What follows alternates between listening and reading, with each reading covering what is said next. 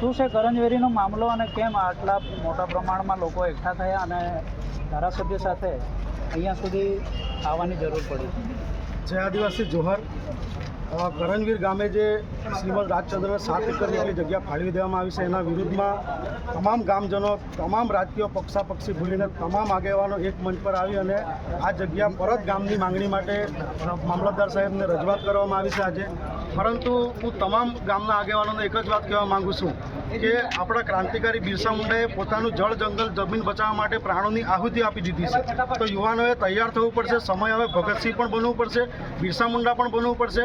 કારણ કે લોકસભાના વિધાનસભા સબસે ઉપર ગામ સભા એમ કહેવામાં આવે છે. તો ગામ સભાની એક પણ જાતની પરમિશન વગર જે તે અધિકારીઓ જગ્યા ફાળવી દે તો હું તો કરંજવીર ગામના આગેવાનોને એ પણ કેમ છું કે જેણે જગ્યા ફાળવી છે એના પર કાયદાકીય કાર્યવાહી કરો.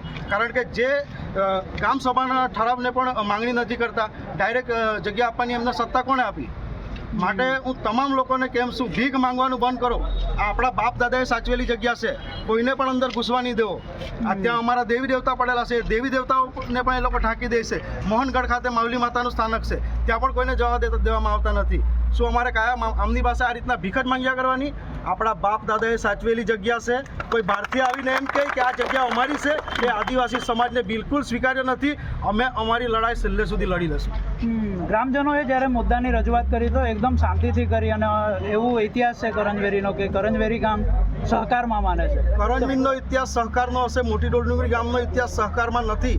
અમારા ગામમાં 42 એકર સરકારી જગ્યા છે. અમારી જગ્યામાં હાથ નાખીને બતાવો, આ રીતના ખબર પાડી દેશો આદિવાસી કોણ છે.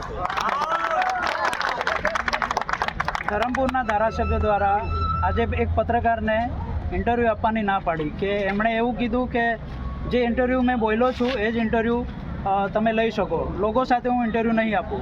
તો આ બાબતે પત્રકારોની જ્યારે ઇન્સલ્ટ કરવામાં આવે છે તો આપ જેવા આગેવાનો, આદિવાસી સમાજના આગેવાનો, આદિવાસી સમાજના પત્રકારો જોડે જ્યારે આવી રીતે અન્યાય થાય તો શું કહેશો આ બાબત? મારું એટલું જ કહેવું છે કે જે પણ થયું એ ખોટું થયું, પરંતુ એમનો પર્સનલ વિષય છે. એમણે ઇન્ટરવ્યૂ આપવું નહીં આપવું એમનો પર્સનલ મામલો છે. તમે અમને અડધી રાતના ઉઠાડીને કહેજો કે આ બાબતે ઇન્ટરવ્યૂ આપવાનું છે.